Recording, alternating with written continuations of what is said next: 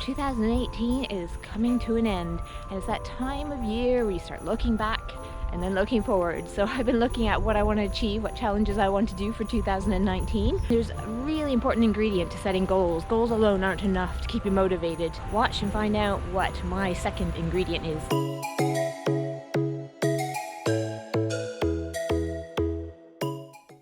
For those of you who are new to the channel, this channel is all about keeping cycling simple because the more you cycle, the better life is. I have some really exciting things planned for 2019 and I'm looking forward to sharing them with you. But how do I decide on what challenges to sign up for or commit myself to? Well, there's a really important criteria for me. I must have a really strong why. Why I sign up for something has to be a little bit deeper than to prove something to the world.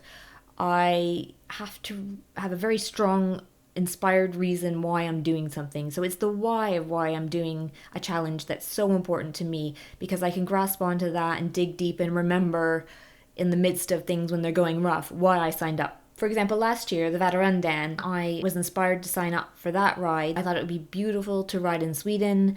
The history behind the ride, it had been going for 60 years, so I thought there must be something quite special about it for it to continue on for such a long time. Also, I hadn't done 300k ride before, so I wanted to challenge myself that way. So all those things combined gave me a strong enough why as to why to choose this challenge. For 2019, one of the challenges I have chosen is to achieve Super Randonneur status. So if you watch my video about my first Audax in October, that was sort of just to dip my toe in the water of Audax, and I loved it, and so I dug a little deeper and I learned about the Super Randonneur. It requires a person to cycle a 200k, a 300k, a 400k, and a 600k Audax in one season. And this year is a Paris-Brest year, so if I do that before all the deadlines, I would qualify for Paris-Brest Paris. Second challenge, Grand Fondo Whistler. Why did I choose that one? Well, I lived in Vancouver for about 15 months years ago, and the ride is on the Sea to Sky Highway from Vancouver to Whistler, and that is a beautiful road. Driven it many times, and on a sunny day you just have glorious views of the ocean and the mountains, and you wind your way up into Whistler. It's a stunning road to drive, and to get to ride on it, closed roads mind you, that's the key for this ride. It's just something I would absolutely love to do. So closed roads riding to Whistler, fingers crossed the weather's good, but it's a gorgeous road either way. It's a fun ride either way. So that is my September challenge. And then, because I will be in Vancouver, which is where I started my ride across Canada, my brother-in-law, Peter, is from Vancouver, and when we were there last time, he wanted us to go mountain biking with him. He wanted Nathan and I to go out mountain biking with him. And we just thought, 2 days before we set off across Canada might not be the best day to throw myself down a mountain on a bike for the first time. So I promised that next time we came, we would go out mountain biking. So that time is come.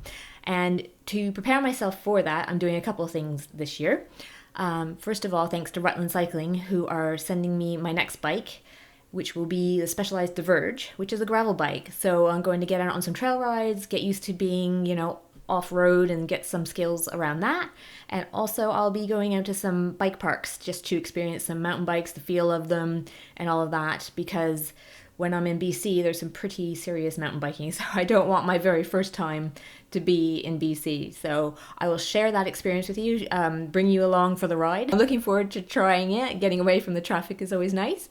And and I thank Rutland for supporting me in that adventure by sending me a bike that's suitable for off-roading. Those are the challenges, adventures, and new experiences I am doing in 2019. I'd love to know what plans you guys have for 2019, and most importantly, why you chose them. So let us know what inspired you for 2019 and what you've got lined up in the comments below. I'll see you in the next video. Thanks for watching.